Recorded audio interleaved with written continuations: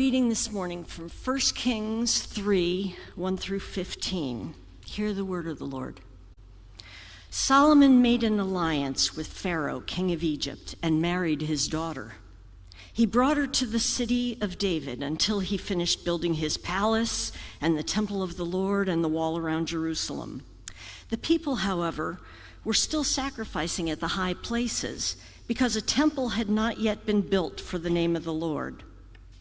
Solomon showed his love for the Lord by walking according to the statutes of his father David, except that he offered sacrifices and burned incense on the high places.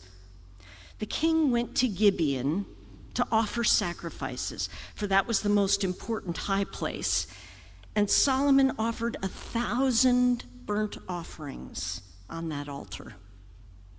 At Gibeon, the Lord appeared to Solomon during the night in a dream, and God said, "Ask for whatever you want me to give you." Solomon answered, "You have shown great kindness to your servant, my father David, because he was faithful to you and righteous and upright in heart. You have continued that great kindness to him and have given him a son to sit on his throne this very day.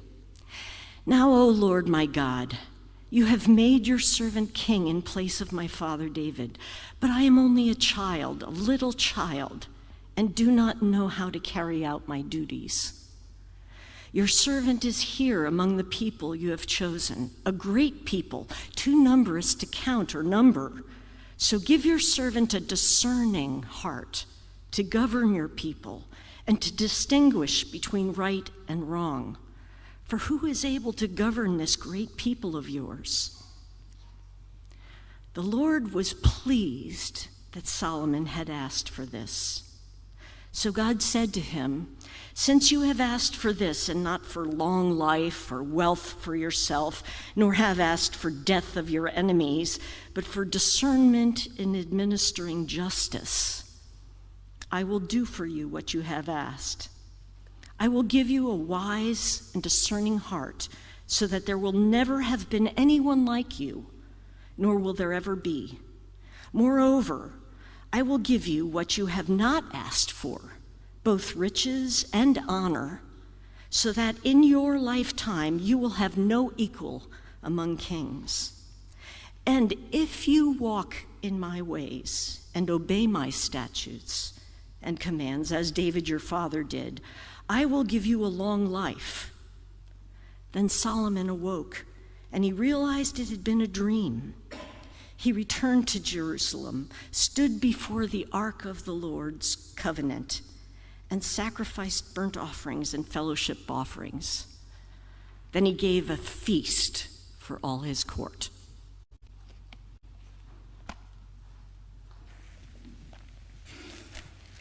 Well, good morning, Long Hill Chapel. I'm so glad that you are here today on this very much summer feeling day, and that you've come out or you're watching online. My name is Michael. I'm the lead pastor here, and we're just so glad that you are with us today.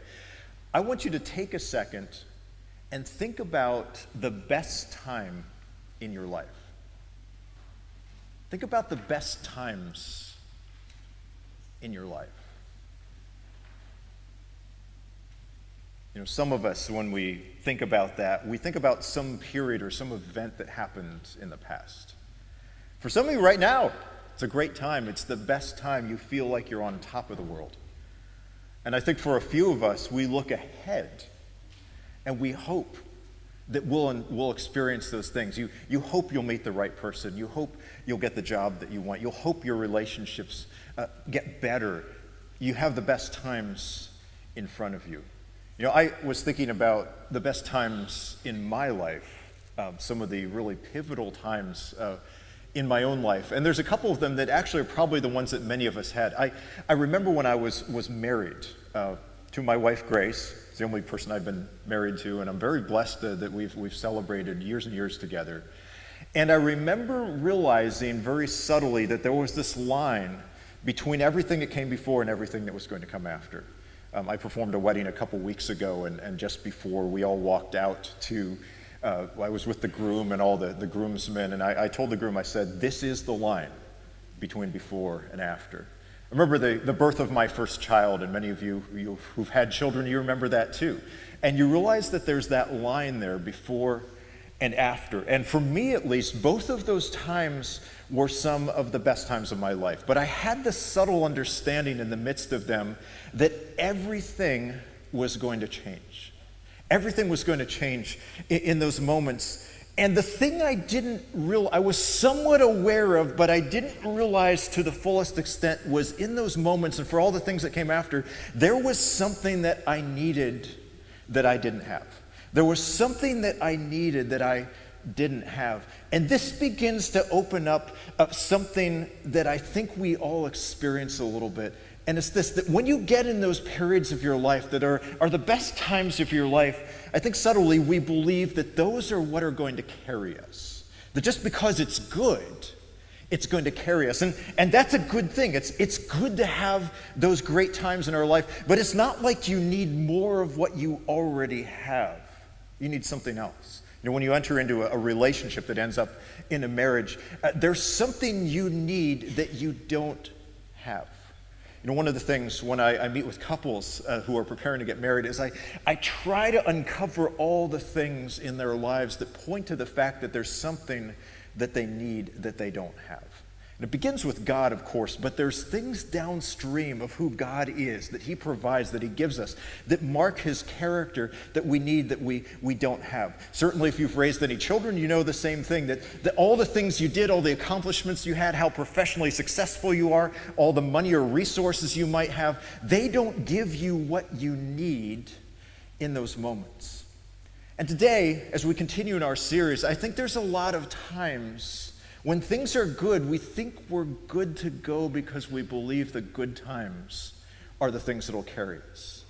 You know, even the blessings of life, that it will give us what we need.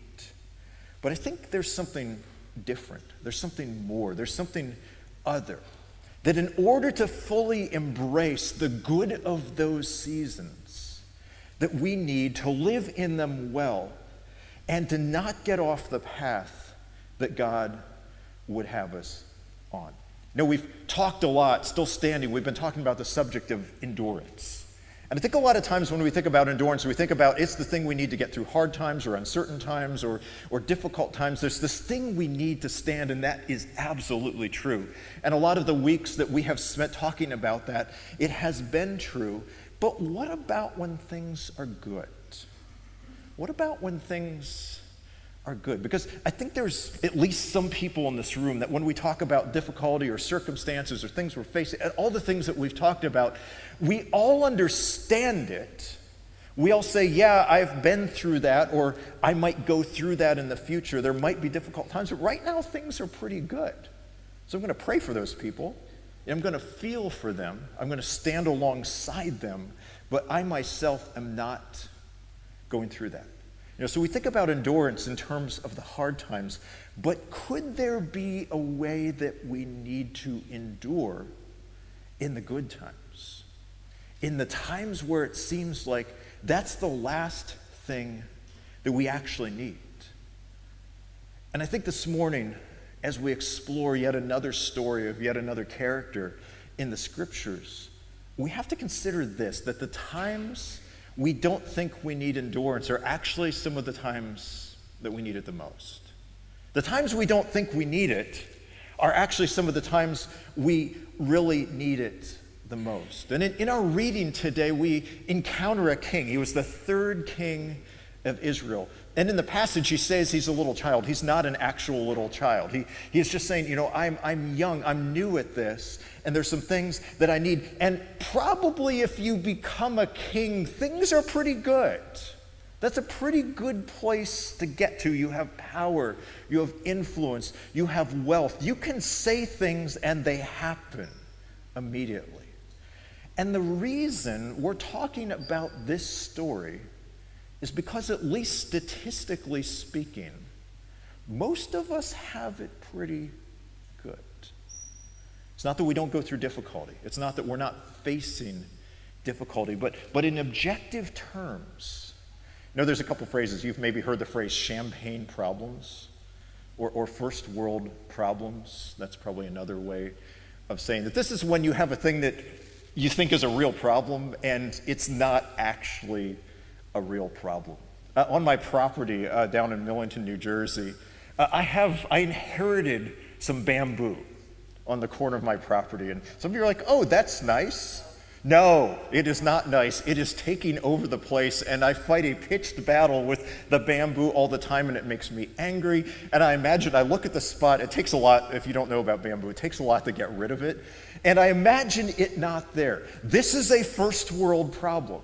This is not a big deal in the grand scheme of things. But a lot of times we fixate on things that we think are difficult, that we think we're experiencing even persecution or difficulty, and they're actually not real problems. It's not that they don't mean anything, but they don't mean what we want. But we statistically, in this area, in Chatham, New Jersey, in central New Jersey, we are in one of the safest, one of the wealthiest, one of the most influential places, not only in this country, but in the world. And we have some bad days, but we are having it good. And so today, that's who I want to talk to. I want to talk about those of us who are actually having it good right now. Solomon does something interesting here. He comes into the kingship and he asks God for something. He asks God for something. He doesn't ask for more power or more wealth or, as it says in the passage, that he would have victory over his enemies. He asks for discernment. Or in some translations of the scriptures, he asks for wisdom. A lot of times we think about wisdom as being smart, or even being smart over a period of time. There's a lot of young, smart people, and there's a lot of people who go through life, and if they are paying attention, they actually, their intelligence becomes something else. It's intelligence lived through experience. That's usually what we think about wisdom as. But in this passage, the word that's there that we translate as wisdom or discernment is actually something else. It means this. Literally, it means this: to hear intelligently, attentively, diligently, and to obey. And in simple terms, to hear, to listen, and to do. To hear, to listen, and to do. And when we are hearing things, it's not just that we're hearing whatever went. Well, there's something that's implied here. It's that we're hearing a certain who. We're hearing from God. And we're not only hearing, but we're listening. We're saying, there is something that I've now heard. I'm going to understand it. I'm going to apply it to my life. And then we're going to do something about it. You know the challenge of coming to church and listening to someone like me is you'll hear plenty of things. Hopefully you'll hear the scriptures. That's something that's very important to us here at Long Hill Chapel. But then listening to it is not just hearing it. It's not just saying, I learned some interesting facts and figures and that guy told a couple funny stories and now I get to go out to brunch. It's when we say, there's something I've heard and now there's something I'm going to do about what I've heard. Because the truth is this: there are all sorts of voices in our world. There's all sorts of people and things and causes, and many of those things and people and causes are actually good, but they're calling for us. They're asking something of us. They're doing it over again. It would beckon us to listen to those things. There are many things that would invite your energy and your action. Yeah, there's some negative things where people and institutions and they play on our fears and our worst instincts because we'll keep watching and clicking and listening. But there's also lots of really good things in the world. And I think right here is where it's easy for us to begin to drift. It's easy for us to begin to drift. It's easy for us to begin to take on the characteristics of the world around us, the people who live next to us, the people who work with us and have certain goals and certain things that are driving them in life. It is easy for that to begin to happen. So this isn't just about hearing whatever we want or whoever we want. That's not what discernment is. It's hearing from God. It's hearing from someone who has a much higher, much holier perspective than we do. And then it's internalizing it, saying, how does this apply to me? I think a lot of times we hear the scriptures and we're like, those people over there need to hear this. No, I believe God is speaking to us. He's speaking to us in this room. He's speaking to the us that's watching or listening online. And so we start here. We start here. I start here. I hope when you hear from me or you hear from Pastor Joe or any of the other people who speak up here, you hear people who are also on the journey. You don't hear people who are like, there are some things you ought to do. We are on this journey together. And I actually believe it's harder to stay close to God when things are good because it doesn't feel like we actually have to do it. We've kind of gotten to a good place. We pray a lot less when things are good. Hopefully we still pray, but when things are difficult, when we don't know how it's going to work, I pray a lot. I don't know about you. But when things are good, we're like, thanks God, it's good. I'll come back to you the next time that they aren't. But discernment, hearing and listening and doing, is something that we ought to do in all circumstances. And this is where Solomon begins. This is what he asks for in his prayer. And because of that, God says, you are the kind of person who can handle the blessings that I'm going to give you, that I've given you.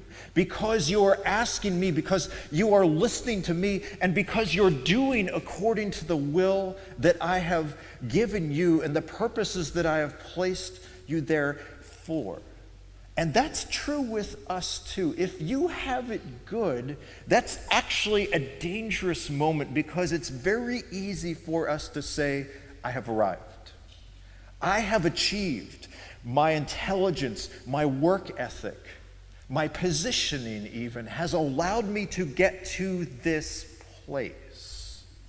And that's one of the most critically dangerous moments in our journey, not only of faith, but of life.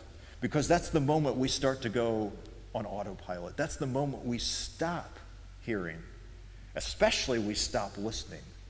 And sometimes we stop doing. So Solomon does this thing, and he's king, and the story goes on, but listen to what else the Bible says about Solomon. This is in the book of 2 Chronicles, which is kind of one of the parallel narratives to what we read this morning. It says this in 2 Chronicles 9, King Solomon was greater in wisdom, or greater in riches and wisdom than all the other kings of the earth. All the kings of the earth sought audience with Solomon to hear the wisdom that God had put in his heart. Now, I want to be careful here because I don't think what happens, I don't think we can make the scriptures say this, that if we ask God for wisdom, he's going to give us lots of stuff. He might. But when we put God's wisdom first, when we put hearing from God, listening, applying it to us, not the other people, but to us, and then beginning to walk that out in all seasons of our lives, what we have, the blessing we've been given, suddenly it reframes how we see it and it reframes what we do with it. I know a lot of people who have a lot, and you do too because of where we live, and maybe some of you are those people. And there's kind of two different groups of those people. There's the group of people that says, I have been given these things to live the life that I want to live. I've been given resources, I've been given power, I've been given position, even I've been given relationships. And then there's another group of people who says, I have been given these things to be a blessing. I have been blessed to be a blessing. And I think without exception, those second group of people are two things. They are humble and they're wise. They're humble and they're wise. When you talk to them, you sense something different immediately because of the wisdom that they've received, because of the fact that they realize that God is their source, and they have to continually go back to God and go back to God and go back to God. And when you do that, you cannot help but be humble. You cannot help but be humbled. But when you do that as well, there's joy, that comes because you understand what the blessing is all about and the reason that it's there. And so Solomon asks for this thing, he gets it, and he gets so much else as well. And wouldn't it be great if this is where the story ended? Wouldn't it be great if it's like, okay, he did the thing and now he has the thing, roll the credits? There's more to the story, and I think there's more to the story for us. Asking for wisdom, asking for discernment, hearing, listening, and doing when it comes to God is not a one and done. It's not something we do once and then we're like, I did it, cool, I can move on. It's something we do over and over again. And I want you to hear this next part. Sometimes, actually very oftentimes, the blessings we get from being wise, from listening to God, from discerning, are actually the thing, if we clock out of staying in that posture of hearing and listening and doing, they're the very things that can actually begin to draw us away from God. This next part I'm going to say is going to be kind of controversial. We in this nation, in this country, as Christians, have enjoyed an unprecedented time of freedom and favor. We just have. Objectively, again, when you look around the world and you look at what we have, and you know, the things we call persecution, like when they put happy holidays on the Starbucks cup, that's not persecution, that's inconvenience. But what happens in those seasons of blessing is we begin to get complacent. We begin to become entitled. And what we begin to do is we begin to fight for the position and the things that we have rather than hearing, listening, and doing. Rather than going back to God and hearing from Him afresh, applying it to our lives, saying, God, search my heart, and then walking that out. I promise you, if you just do those three things, you will not have time for some of the other first world battles that we fight. And so these are the things that can actually draw us away. The resources, the money, the things that we have here, we can either use them to be a blessing, or they can actually draw us away from the source of the one who's given them. Now, we don't talk a ton about giving here at Long Hill Chapel. There's not someone like shaking a basket in front of your face. That's on purpose. But one of the reasons, like I give, my family gives, many of you give to this church is, yeah, there's things that need to happen. There's ministry that happens. God multiplies it literally to the ends of the earth. But it's also to kick the God of consumption off the throne of our lives. Because when we give sacrificially, we're reminded of all the things we could do for ourselves that we are choosing not to do for ourselves. And that necessarily recognizes God for who He is and humbles us at the same time. Now, remember, I said there's more to this story of Solomon. What happens with us is, even when we're on top of the world, we don't feel like we're on top of the world. Even when things are good, we don't always feel like they're good. We're like, I objectively have these things, but I have some bamboo to cut down, to reference my story. I have this relationship's not right. I have this thing that I want. I have this position that I'm aspiring to. If only I had ... then I would be happy. And what happens there is a void begins to open up in our hearts that we begin to try to fill. Because whenever we're like, okay, there's some people who are blessed, they have it good, they're happy, it's usually other people. It's much less us. And we begin to subtly begin to use what God has given us to try to begin to fill the void. Look at part of the story of Solomon later in the book of 1 Kings in chapter 11. It says this: King Solomon loved many foreign women. Remember, I don't know if you noticed in chapter 3 where Lauren read the passage this morning, the first thing that it says is that the daughter of Pharaoh of Egypt was given in marriage to Solomon. Apparently that wasn't enough. And so he loved many foreign women. We'll get to many in just a second. It says the daughter of Pharaoh, Moabite, Ammonite, Edomite, Sidonian, Hittite, from the nations, get this, which Yahweh, God, had said to the Israelites, you shall not marry them. If you were here when we went through the book of Joshua, this is one of the commands that God gave to the people. And it wasn't because like God was just trying to be a buzzkill on the relationships that everybody wanted. It's because he knew that those associations would begin to draw the hearts of the people away from God. You shall not marry them, and they shall not marry you. They will certainly turn your hearts after other gods. But Solomon clung to them to love. And so Solomon's trying to fill a void too. Certainly these relationships, when you were a king, you married, you were given and taken and all that in marriage, and that was really part of forming alliances with other kings and other nations. Most of us have watched movies where that's the case, and this is true here. But that word love is actually the word love. There's something that Solomon was searching for that he didn't think that he had. And so over his life, he keeps accumulating wealth and he keeps accumulating women. Scriptures tell us that he had 700 wives and 300 concubines. 700 plus 300 is 1,000. Maybe 1 or 2 or 10 or 50, but he keeps going. He keeps going and going and going. And we look at this and we think it's ridiculous, but in most of our lives, there's some small version of this going on, where we are saying subtly to ourselves, the next one will be enough. The next thing will be enough. The next promotion will be enough. The next relationship will be enough. If I only had this, it would be enough. And it goes on and on. And it's because this is true. It was true for Solomon, it's true for you, and it's true for me. The desires that we have apart from God will never fully satisfy us.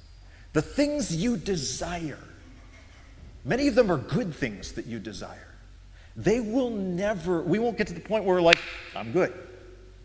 Because they'll never fully satisfy us. C.S. Lewis was an author, and he wrote this book called Mere Christianity. And he says, if I find in myself a desire that does not fully satisfy, it's actually a hint. It's a hint that I was made for another world. I was made for something greater. I was made for something more. I was made for that relationship with God, where he speaks, I hear, I listen, and then I do.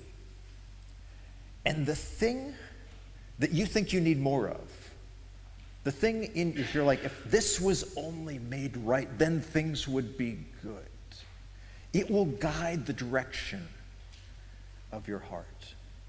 And it will move you in a direction. It will become, just like Solomon loved, it will become the object of your affections. And so we have a cautionary tale in the story of Solomon. He starts out really well. He asks for the right things. God blesses him, but then because he doesn't come back and he begins to lose his humility and he begins to think, I have it good and God gave it to me, so I don't need him anymore and I don't need to listen to him. The whole story of Solomon is filled with this drift. Didn't start there, but ends up somewhere else, somewhere that's completely different. And at the end of Solomon's story, it's actually a sad ending. Because this kingdom that he's given, this position that he's given, at the end of his story, it's torn away from him and it's divided.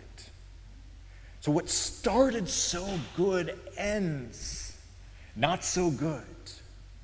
And it's because of the drift away from wisdom, away from humility, away from hearing and listening and doing.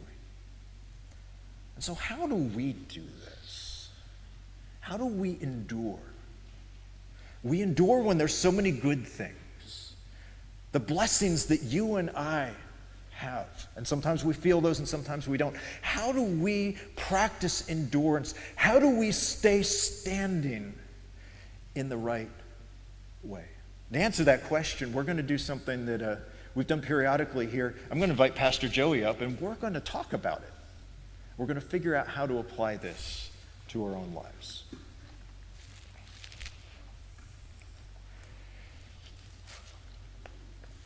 You're going to figure it out. I'm going to ask questions. And that's really what comes to mind. I mean, this is a very cautionary tale. I think all of us would listen to this and say, "Yeah, I don't want to end up like Solomon." How do I avoid that drift? Because I recognize how easy it is in my life. As you were speaking, things were coming to mind of going, "Yep, I see that drift. Yep, I started in one spot and now I'm ended up in a different one."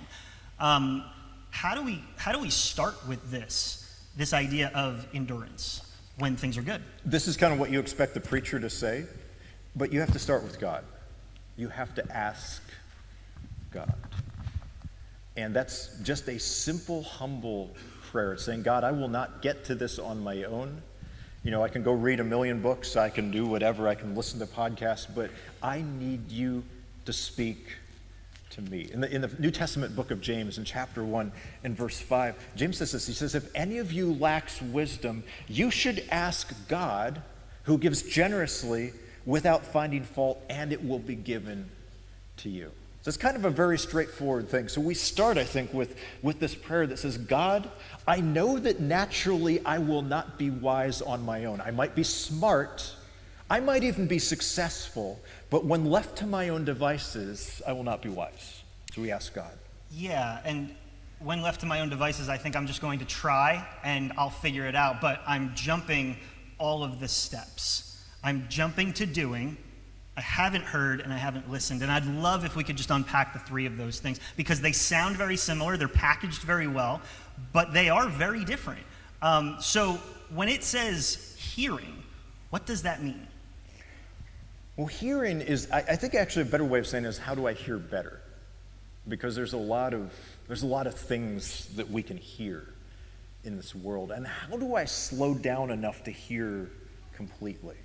How do I slow down? I don't know if any of you are like me. I know you're like this. We're both like this. We hear enough and off we go. It's like, okay, I know what I need to do. And really what that is that's us staying in control. It's us taking this momentary thing of saying, how do I actually need to get back in control? I've bumped into this thing that has revealed the limits of my understanding, of my wisdom, of all the things that came before, just like I talked about when I had my first child and when I got married at the beginning. But we're looking for like the short soundbite that gets us back so we can just go start running and start moving. I call it IKEA furniture syndrome. I can start, but I got it. I'll figure it out. And I do it with IKEA furniture, but I do it with my faith as well. And what's interesting, too, about hearing is that I've noticed in my life, I will start listening, and then once I feel like I've got it, I'm good. So I'm not actually listening to the entire thing. I'm listening to a part of it, and the part that makes me feel good. So then I'm off to the races. So you're the one who gets the IKEA instructions that are written in 14 different languages and have these really low resolution diagrams. You're like, is this the bolt? And once you get enough of it, you just kind of keep going and you freestyle. And there's always extra parts. I don't know how it happens. It happens all the time. But I like what you said, and I'd love for you to unpack it. It's exposure to the right voice. There's plenty of voices out there. There's plenty of, I also do a little bit of marketing on the side. There's plenty of voices marketing for your attention, and you know it, and you feel it every single day. How do we listen to the right voice? And that's really the question, I think, with hearing is, how do I hear better? You're going to hear, most of you will hear voices saying things, and some of those will actually even feel like God. Just because you hear a voice doesn't mean it's God, but it's, how do I hear better? I think the first thing with this, as I think about it, is you really have to slow down. You have to slow down, you have to wait out your feelings. And not just sit in a space and hope that something good happens, but then begin to anchor yourself to the Lord. One of the reasons, I know I'm like always, I'm promoting and pitching what we do here, but one of the reasons we try to use whole sections of Scripture, and now we read the Scriptures, which sometimes seems a little boring, is because it's important for us to hear what God is actually saying. It's very easy for someone like me or someone like you or anyone, to take a verse and staple it onto something we've already decided is true. And I've had people come to my office over the years who have made the wildest justifications for the thing they've already decided to do, that they're just looking for justification to keep going. They're trying to get the God stamp on what they've already decided to do. And I think a good thing with hearing is starting with that question. First of all, asking God, but then asking ourselves, what's the thing I've already decided that I think I want to do? And stopping. What's the thing I've already decided? I'm like, this is what I really want to do. God, I'm asking for your wisdom. I need to pray about it. You've already decided in your mind. You're just looking for something to kind of get you over the line. And sometimes the best thing we can do with that is just to stop. And we hate stopping. I do. I'll speak for myself.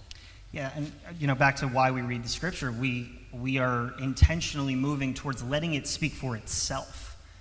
Pastor Michael and I can get up here and we can give you a couple sound bites of what we think, and we've studied and spent time in the Scriptures, and all of that is great and it's necessary, but this thing can speak for itself, and it can speak to you. And I think that's some of the issue that we run into, particularly when hearing, but also getting into the next part, which is listening. We don't let it speak, and we don't sit still long enough to let it speak. And I think that, James actually continues later on in that passage where he says everyone should be quick to listen and slow to speak. Now, that's in the context of getting angry, but I think it also applies here that if we're actively in a conversation, how many of you have been in a conversation with somebody and it's clear they're just waiting for their turn to speak? And as soon as you give them that pause, they're in. They're in. You just did it. We do it with God. We really do. I do it with God. And I think the listening, actually, we need to intentionally move from monologue to dialogue, to saying, I want to hear what you have to say. I have spoken, and now it's one of the things you've said to me, giving God the last word, of allowing him to say, he welcomes us into his presence. He wants to give us wisdom. He wants to pour out his blessing. So let's seek him in that, but then let's let him finish. I say it to my kids all the time. There's two parts of this conversation, and we need to do the same with God. I think that's the posture that we need when it comes to listening, of intentionally slowing down and saying, okay, what do you have to say? But then there's this obedience part. Now, I think I've heard, I think I've listened. Now, I can go do a bunch of stuff. You're like me. We can just go do things. How do I know I'm obeying correctly? This is where letting God speak into the areas of your life that you don't want him to is absolutely important. There's some areas of our life, especially when we need something, we're like, God, I need this. I need a parking space. I need to find my keys. I need to find the love of my life. I need a promotion. I need more, whatever it is. I need you to smite my enemies. I hope you don't pray that prayer that often. But what about the places where you're like, I'm good. I've got this. We very often with God, we use God as kind of the help. We use him. You have things in your house you don't know how to do, but there's a lot of things you do know how to do. And I do too. And it's like, okay, I've got to call the plumber, but I've got the rest of this stuff. And I think a good way to really filter through is kind of it's a take on that thing that you just said about God having the last word. It's where do I think I have the last word?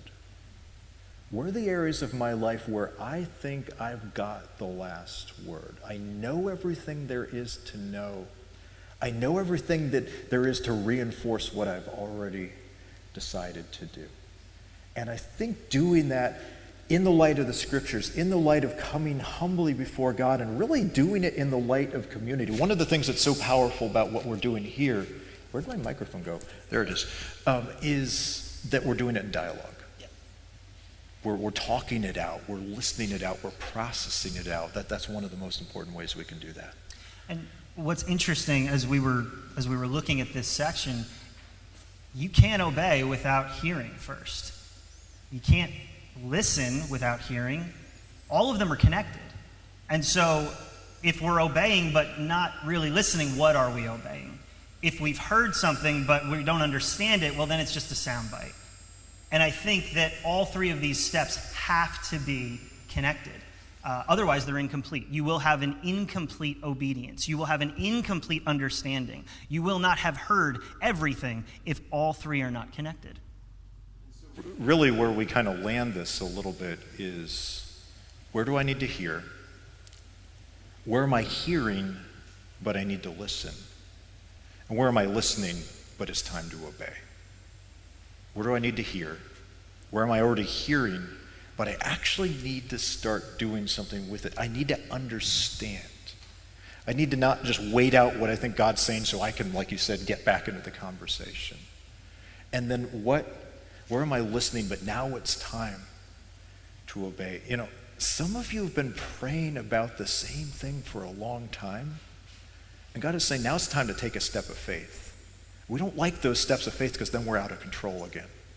And Steve, I don't know, can you pull my mic down a little bit? It's starting to ring up here a little bit.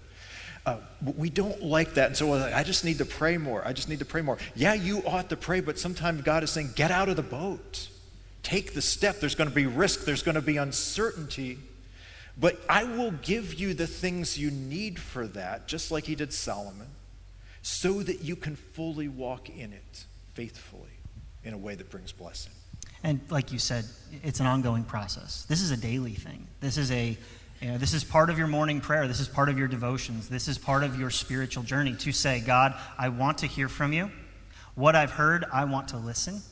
And help me obey today as I step out into the assignments that I know are waiting for me and the things I have no idea are waiting for me. I think that's how we put this wisdom into practice. Yeah, and let's, I think, land that here, because that's where we all are. We know what we need to do. We need to hear, we need to listen, we need to obey. So let me pray for us. God, I pray that, as the scriptures say, that we would be able to pray the prayer, speak, Lord, for your servant is listening. Some of us in this room today, we need to hear what you have to say. We need to put ourselves in a place, in a posture of being ready to hear. And I know there's folks here who we've heard, but now it's time to apply it to us. It's not for someone else. It's not for some other time. It's for now, and it's for me, and it's for you. Teach us to listen, to understand. And then, would we have the faith to obey, the courage to obey, the courage to step out of the boat in humility, living a different kind of life, living a life where we're not just building it for us, but we're building it for the world around us? Would we obey? And would we in our lives see a different world begin to emerge where blessing, when we're on top of the world, it takes on a different meaning. It's for a different purpose. Speak, Lord, for your servants